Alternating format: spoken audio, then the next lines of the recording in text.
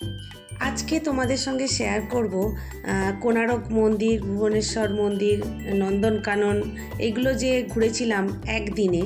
তো সেটাই আজকে শেয়ার করব। তো আজকে নিয়েছি অনেকটা রাস্তা বলে একটা ট্রাভেলার নিয়ে নেওয়া হয়েছে। ছোট বড় মিলিয়ে আমাদের দলে ছিল 17 জন।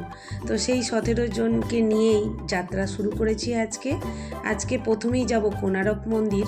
আর এই একটা বিচ রাস্তা থেকে যেতে যেতেই পড়ে, তো সেটাও আর কি একটু দেখে নিলাম। ওখানে আর নামলাম না, কেন কি অনেকটা রাস্তা যেতে হবে, দেরি যদি হয়ে যায়, সেই জন্য আর কেউ আমরা নামলাম না, গাড়ি থেকেই একটু দেখে নিয়েছিলাম।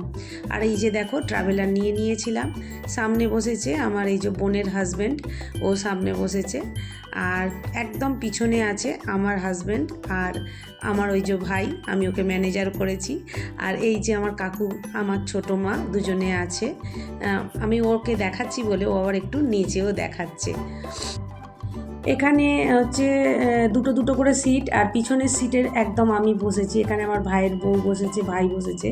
এখানে দেখো 3টে বাচ্চা খেলছে, আমাদেরই 3টে বাচ্চা রয়েছে। এখানে এই যে আমার বোনের মেয়েটা এদিকে রয়েছে। হ্যাঁ, ওদের সবাইকে দেখাচ্ছি।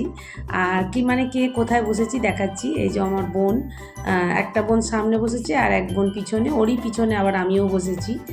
আর আমার ভাই আছে, মানে আমার কাকুর ছেলে, এই ভাই।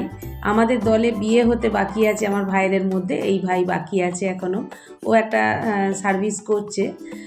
তো এই যে আমাকে ওই ভাই বললো দে তোকে, তুই যে সবার তুলছিস আমিও একটু তুলে দিই। আর তখন গান চলছিল, তো সেই জন্য গানের তালে তালে একটুখানি নেচেও নিয়েছিলাম। আমরা সবাই একটুখানি গাড়িতে আস্তে আস্তে নেচে নিয়েছিলাম। আর এই যে ট্রাভেলারটা আমাদেরকে নামিয়ে ও পার্কিং করলো। পুরীর কোণারক মন্দিরে এই যে পিছনে কোণারক মন্দির, আর এখানে আমাদের সব লোকজন সব এসে গেছে। এখানে সবাই দাঁড়িয়ে আছে। আমরা সবাই এবার ঘুরবো, ভিতরে ঢুকবো। একটা গাইড নেওয়া হচ্ছে, গাইড না নিলে তো ঘোরার একটু প্রবলেম, সেই জন্য গাইড নিচ্ছি।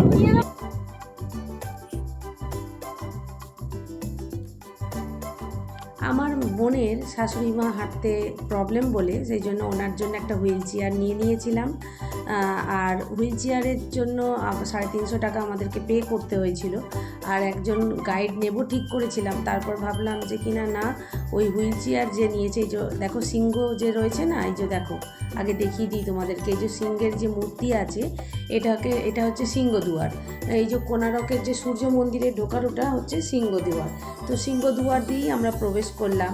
আর তখনকার যে রাজা ছিল সেখানে, তার হচ্ছে যে আর কি সূর্য মন্দির তৈরি করেছে, তার হচ্ছে এটা হচ্ছে রন্ধনশালা, মানে যেটা ওকে বলে রান্নাঘর। এইটা ছিল রান্নাঘর, ভেঙে গেছে, তো সেই ভাঙাটাই আর কি একটুখানি দেখছিলাম। আর এখানে দেখো আর একটা তোমাদেরকে জিনিস দেখাচ্ছি। এখানে রয়েছে একটা পাতকুয়া, মানে তখনকার দিনের যে পাতকুয়া ছিল সেটাকে এখন জাল দিয়ে ঘিরে দিয়েছে, কোথায় কেউ পড়ে টরে যায় যদি।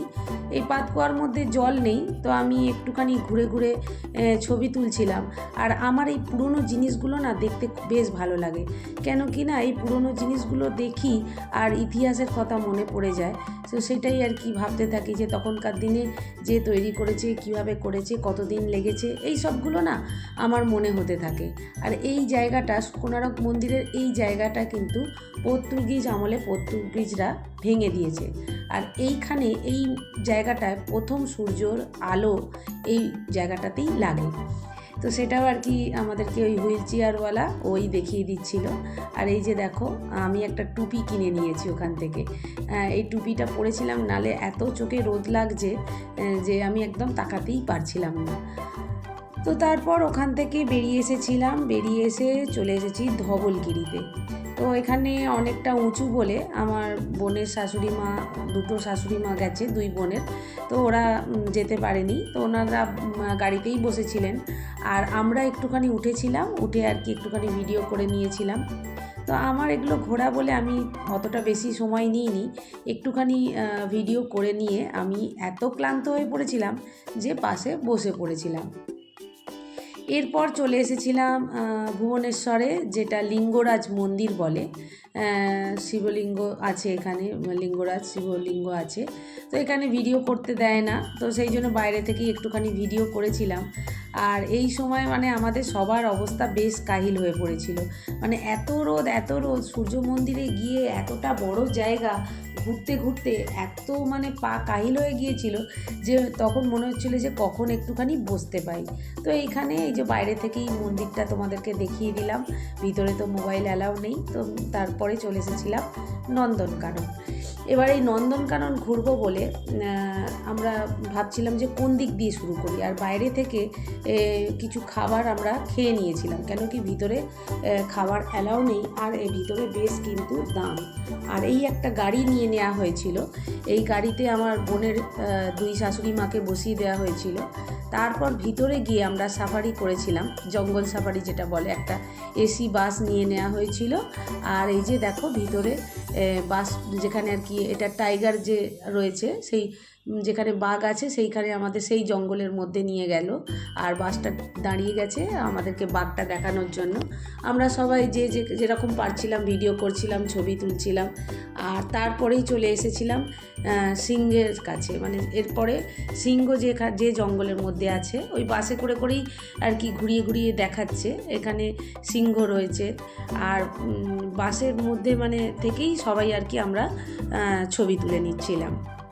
তো কি বলবো, বেশ সব মিলিয়ে বেশ ভালো কেটেছিল দিনটা সেদিনকে। আর মানে শেষের দিকে আর আমাদের পা চলছিল না, খুবই কষ্ট হচ্ছিল। এটা হচ্ছে ভাল্লুক, ওটা দেখা হয়ে গেছে, ওই জন্য গেটটা বন্ধ।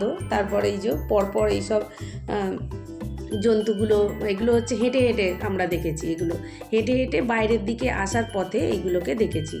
তো যদি আমার এই ভিডিও তোমাদের ভালো লেগে থাকে, আমার নতুন বন্ধুদেরকে বলবো অবশ্যই সাবস্ক্রাইব করে আমার পাশে থাকার জন্য। আর পুরনো বন্ধুরা তোমরা যেভাবে আমাকে সাপোর্ট করছো, এইভাবেই কিন্তু আমাকে সাপোর্ট করে দিও, কারণ তোমাদের সাপোর্ট ছাড়া আমি কখনো এগিয়ে যেতে পারবো না। তো তারপর আর কি অনেকটাই লেট হয়ে গিয়েছিল, সেদিনকে সকাল 8:30টায় বেরিয়েছিলাম। 8:30 থেকে আমরা হোটেলে পৌঁছেছিলাম রাত 8:30, মানে পুরো 12 ঘন্টা আমরা সবাই কিন্তু বাইরে ছিলাম। আর তখন বেশ কাহিল হয়ে পড়েছিলাম, আর বলো না, সারাটা দিন মানে এত মজা হয়েছে, এত মস্তি হয়েছে। আর সব থেকে আরেকটা কথা না বললেই নয়, আমার এই ইউটিউব পরিবার যারা রয়েছেন, যেসব দিদিরা রয়েছে, তারা কিন্তু আমার এই চ্যানেলটাকে কিন্তু আমার অবর্তমানে তারা কিন্তু চ্যানেলটাকে চালিয়ে নিয়ে গিয়েছিল। তো সেই জন্য সেই সব দিদিদের উদ্দেশ্যে বলবো তোমাদেরকে অনেক অনেক ধন্যবাদ। তোমরা না সাথে থাকলে আমি কখনোই এগিয়ে যেতে পারতাম না। আজকে আসবো আর একটা নতুন ভিডিওর সঙ্গে, ততক্ষণের জন্য টাটা।